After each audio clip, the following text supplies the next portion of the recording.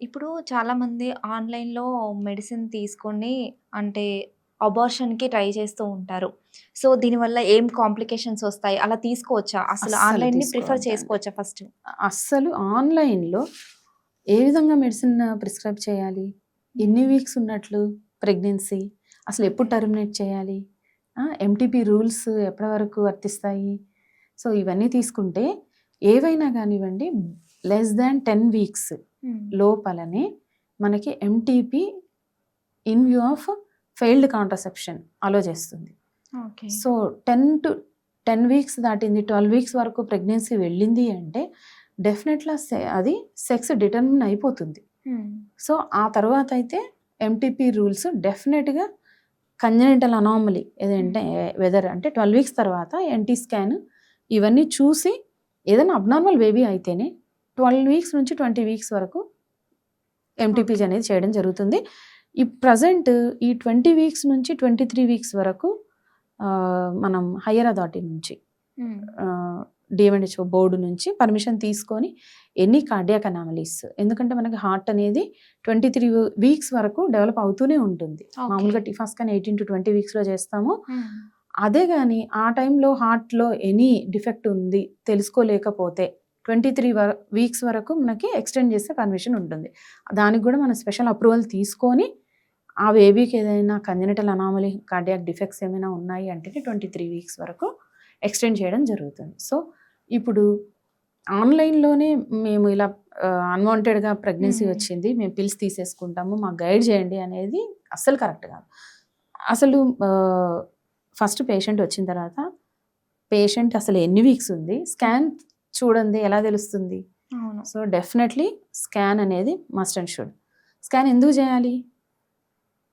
తెల్ number of weeks తెలుసుకోవడానికి number of weeks. Hmm. At the same time ఇంట్రాయూటరైనా, ఎక్స్‌ట్రాయూటరైనా. ఓకే. ప్రెగ్నెన్సీ అనేది యూట్రస్‌లోనే ఉందా? హ్మ్. లేదా ట్యూబ్స్‌లో ఎక్టోపిక్ ప్రెగ్నెన్సీ ఉందా? ఓకే. డెఫినెట్‌లీ డయాగ్నోస్ జేయాలి. ఇది ఎప్పుడు తెలుస్తుంది అంటే మనకి 5-6 వీక్స్. 5 ఓకే. వీక్స్‌కైతే ఒకవేళ ఇంట్రాయూటరైన్‌గా సాక్ ట్యూబ్స్‌లో తెలుస్తుంది. బేబీ ఫార్మ్ అవుతే ఈ పిల్స్ తీసుకోవడం వల్ల అక్కడ ట్యూబ్స్ ఏమన్నా రప్చర్ అయిపోతాయి. ఓకే. తెలుసుకోలేకుండా. హ్మ్. అక్కడ మనకి యూట్రస్‌లో ఉన్నంత మయోమెట్రియం స్ట్రెంత్, మజిల్ హ్మ్. స్ట్రెంత్ ట్యూబ్స్‌లో ఉండదు గదా! హ్మ్. సో, ట్యూబ్స్ అనేవి పలచగా ఉంటాయి. అక్కడ అంత మజిల్ ఉండదు. అది హ్మ్. ఎక్కువ రోజులు ప్రెగ్నెన్సీని బేర్ చేయలేదు. Pregnancy okay. వస్తుందక్కడ. హ్మ్. కానీ బేర్ చేయలేకపోవడం వల్ల అది రప్చర్ అయిపోతుందక్కడ. సో, రప్చర్ అయిపోయి మొత్తం పెల్విస్‌లో అంతా హిమోపెరిటోనియం అంటే మొత్తం బ్లీడింగ్ కలెక్ట్ అయిపోయి మనకి పెల్విస్ కెపాసిటీ ఎంత వరకు ఉంటుందంటే 1-2 లీటర్స్ ఆఫ్ బ్లడ్‌ని అది అకామిడేట్ చేయగలదు. So, okay. బ్లీడ్ అవుతూ ఉంటుంది. కానీ పేషెంట్‌కి ఏం తెలియదు. సడెన్‌గా కొలాప్స్ అయిపోతుంది పేషెంట్. షాక్‌లోకెళ్ళిపోతుంది. సో, దీని వలన మెటర్నల్ డెత్స్ హ్మ్. అనేవి పెరిగిపోతున్నాయి కాబట్టి ఆన్‌లైన్‌లో ప్రిస్క్రిప్షన్ ఏదైనా గానివ్వండి, ఈ ఎంటీపీ పిల్స్ తీసుకోవడం అనేది చట్టరీత్యా నేరం. ఓకే. తీసుకోకూడదు. అసలు ప్రిస్క్రైబ్ చేయకూడదు. హ్మ్. అది స్కాన్ ద్వారా డెఫినిట్‌గా కన్ఫర్మ్ చేయాలి. ఎన్ని వీక్స్ ఇంట్రాయూటరైన్ ఉందా? లేదా? సో, బర్త్ కంట్రోల్ పిల్స్ కూడా మాక్సిమం 49 డేస్ వరకే పిల్ అనేది మనం వాడడం జరుగుతుంది. ఓకే. ఎప్పుడైనా గానివ్వండి డాక్టర్‌ని కన్సల్ట్ అవ్వాలి. నంబర్ ఆఫ్ వీక్స్ చెక్ చేసుకోవాలి. స్కాన్ ఎలా ఉంది? సో, ఎంతవరకు ఏ పద్ధతి ప్రిఫరబుల్ వాళ్ళకి? మెడిసిన్సే ఇవ్వండి మాకు అని అడుగుతుంటారు. హ్మ్. సో, మెడిసిన్స్ తోని కంప్లీట్‌గా వాళ్ళకి అబార్ట్ అవుతుందా? లేదా? హ్మ్. వాళ్ళకి ఎక్స్‌ప్లెయిన్ చేయడం అనేది జరుగుతుంది. లేదు అంటే సర్జికల్ ఎవాక్యుయేషన్‌గా వెళ్ళవలసొస్తుంది. ఏవైనా గానివ్వండి లెస్ థాన్ 10 వీక్స్. హ్మ్. 10 వీక్స్ లోపల మాత్రమే చేయడం సేఫ్‌గా. అది గూడా ఓకే. Under medical. హ్మ్. అది గూడా క్వాలిఫైడ్ మెడికల్ పర్సన్ దగ్గర మాత్రమే చేయడం అనేది జరుగుతుంది. ఓకే. ఈ పిల్స్ అంటే మనం బేబీ ఎక్కడ ఫార్మ్ అయిందో తెలుసుకోకుండా పిల్స్ తెలుసుకోకుండా వేసుకుంటే డెత్ అయ్యే ఛాన్సెస్ కూడా ఛాన్సెస్ ఉన్నాయి. కూడా ఉంటాయి. ఓకే. ఈ ఆన్‌లైన్‌లోనే మళ్ళీ ప్రెగ్నెన్సీ ప్లాన్ చేసే టిప్స్ కూడా ఫాలో అవుతూ ఉంటారు చాలామంది. అది అంటే నిజంగానే ఫాలో అవ్వచ్చా? అవ్వకూడదా? ఎలాంటి టిప్స్ ఫాలో అవ్వాలి? ఎలాంటి టిప్స్ ఫాలో అవ్వాలంటే మెడికల్ బుక్స్ ఏదైనా హ్మ్. ఇండికేట్ చేసి క్వాలిఫైడ్ పర్సన్స్ సజెస్ట్ చేసిన టిప్స్ అయితే ఫాలో హ్మ్. అవ్వాలి. ఓకే.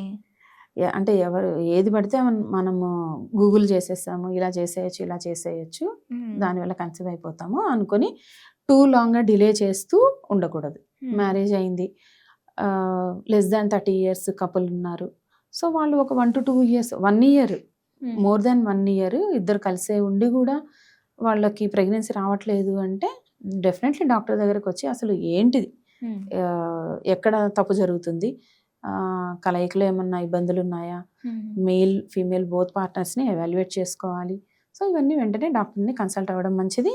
ఫీమేల్ ఏజ్ 35 ఇయర్స్ దాటి హ్మ్. వాళ్ళు ఇద్దరు మ్యారేజ్ కానీ జరిగింది అంటే 6 మంత్స్ కంటే ఎక్కువగా వెయిట్ చేస్తూ ఉండకుండా డాక్టర్ని కన్సల్ట్ అవ్వడం మంచిది. ఆన్లైన్లో చూస్తూ ఉందాంలే ఎక్కువ హ్మ్. రోజులు వెయిట్ చేస్తూ ఉంటాము అంటే వాళ్ళకి ఓవేరియన్ రిజర్వ్ అనేది అసలే 30 అబవ్ దాటితేనే ఓవేరియన్ రిజర్వ్ అనేది తగ్గడం అనేది మొదలవుతుంది. ఇప్పట్లో ఇంకా చాలా చిన్న ఏజ్లోనే హ్మ్. ఎగ్ రిజర్వ్ అనేది తగ్గడం చూస్తున్నాం. Less than 30 okay. ఇయర్స్ పిల్లల్లో కూడా తక్కువ ఏఎంహెచ్ లెవెల్స్ని చూస్తున్నాము. కాబట్టి ఫస్ట్ డాక్టర్ని కన్సల్ట్ అయ్యి హ్మ్. బెస్ట్ మోడాలిటీస్ని తెలుసుకోవడం మంచిది. Okay ma'am. మేమిప్పుడు